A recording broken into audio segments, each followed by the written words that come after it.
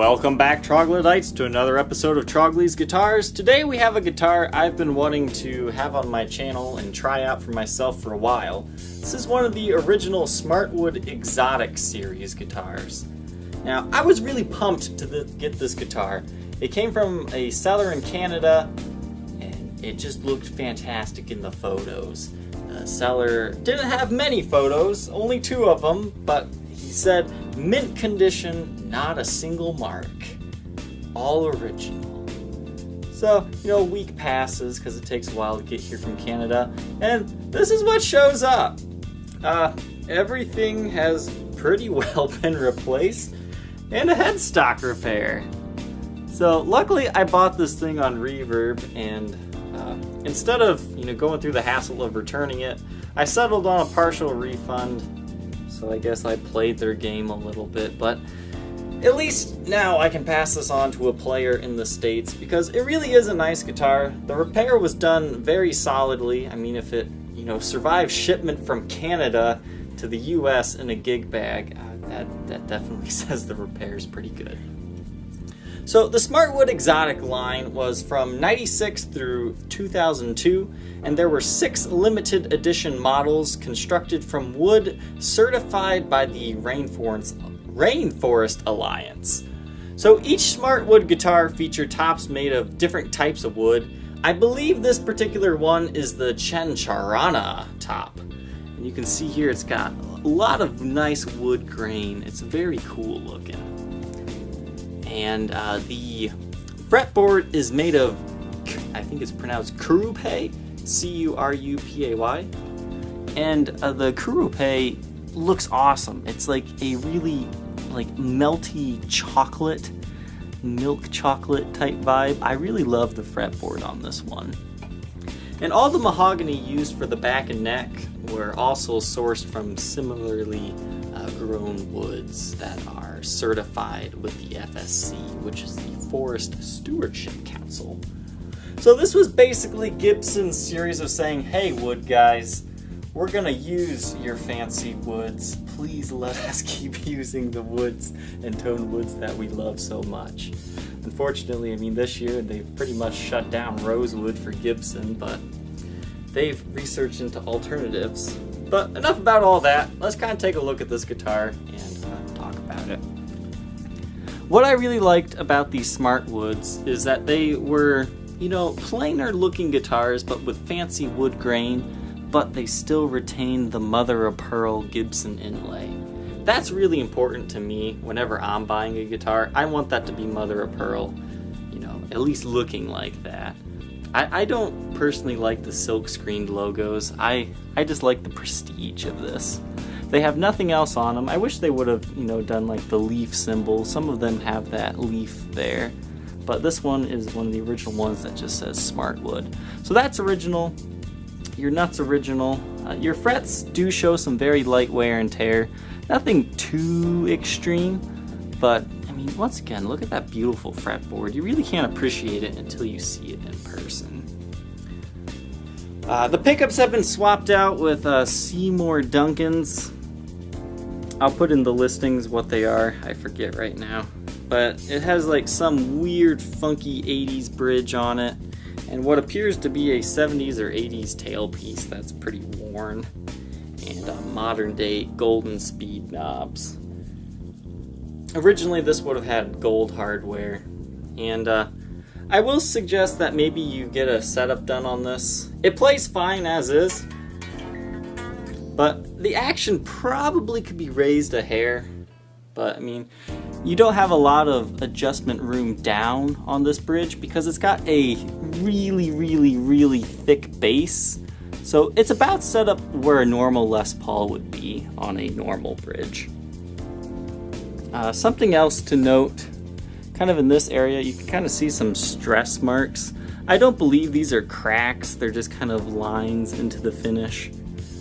But it could have happened at the headstock break time, but I see it, even down here, so I think that's just kind of characteristic of the wood. The seller, he wasn't correct calling it mint condition. It's pretty clean, but you do have some nicks and dings, especially kind of on the corners here. There's some dings. Try to catch them in the light here, but it is a fairly clean guitar, but you can see those marks there. And over here as well. Take a look at the back of the headstock here. Serial number is 93138379, which makes this a 1998. As you can see, you've got an indentation here. That's probably where it hit and snapped the headstock. Thankfully for us, looking at this repair, I do not believe the headstock ever completely snapped off. It was just, you know, a really solid crack into it. I think it stemmed from, you know, at the end of this tuner hole and then kind of went around here, but you can see it did stop there. So I'm guessing it was just a pretty good crack, because you don't see any finish touch-up on the front or where it would have broken through. So it looks like it was just a pretty solid, you know, crack and then re-glue job. And you can see the original stamp wasn't, you know, destroyed too much. It does still say Smartwood series. But, you know, I'm usually leery and weary of buying headstock repaired guitars. I usually don't do it unless somebody scams them onto me, and then I just dump them at players' prices. This seems to be happening a lot lately, but thank you, Reverb, for being on my side and taking care of me. But this one gives me no problems. I mean, once again, it was shipped from Canada to the US in a gig bag, no issues. Playing this guitar, it doesn't feel like a repaired guitar to me. Some of them are a little, ooh, is the headstock gonna rip off again? But this one's solid, no worries. It does have a kind of a nice 60s profile neck. You've got some wear and tear here and there, but mainly just light indentations, but nothing too bad. The back of the guitar does have some very light buckle wear in this area. I don't know if that's really showing up, but it is there, and some dings around, you know, the edges. For some reason, the wood in this area is lighter colored. That's not, you know, sliced off and grafted back on. It looks like, because this is where the new piece, it's a 3-piece body. Actually, it might actually be a 4-piece body. But this is where that wood ended, and it looked like it got lighter there, and then they grafted this piece onto it. You can also see that over here on the cutaway area, where the wood was lighter colored for whatever reason. But, you know, if you don't know about the Smartwood series, they're kind of like a Les Paul Custom Light or a Les Paul Special, where they're not the full thickness of a studio or a standard. They're a little bit thinner, and they have the comfort cutaway here. So they are, you know, very nice guitars. I mean, they're still fairly heavy, but not too bad. The black light here will show us, you know, there's been no touch-ups on the front of the headstock there. And the front of the body is good as well. And that tells you they're modern knobs. Back at the headstock time, you can see they might have touched it up a little bit, but no serious, you know, touch-up has been attempted to cover that. Probably because you're going to lose your stamp if you do, you know, make that black.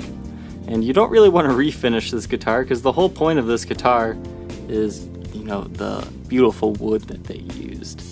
So I suggest just taking this and using it as a player. Maybe you need a guitar to try a bunch of new pickups in. I mean, it's an excellent playing guitar. I mean, don't discourage this one just for this headstock repair. It's super solid. I don't think it'll cause you any troubles. And honestly, these are pretty rare guitars. I think they'll continue to appreciate in value.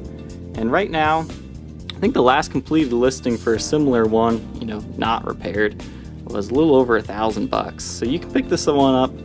I believe I've got it on Reverb now for just a little over $500. This example weighs 7 pounds, 10.2 ounces. It does come with a Gibson USA gig bag. I believe this is a 90s gig bag, because I think it's the 90s that have this nice dark green lush interior.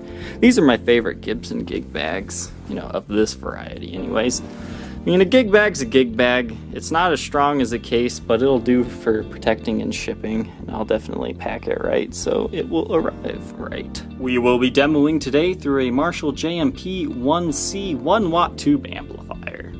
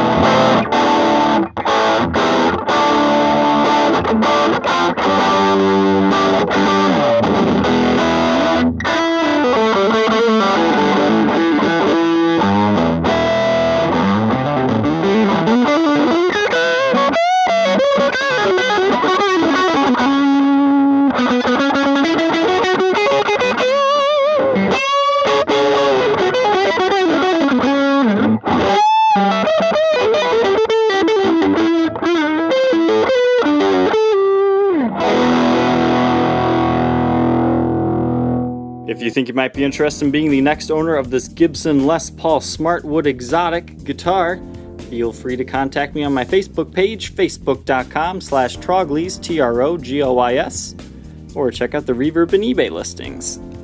Alright, Troglodytes, thank you for watching. Don't forget to like, comment, and subscribe, and we'll catch you next time. Bye.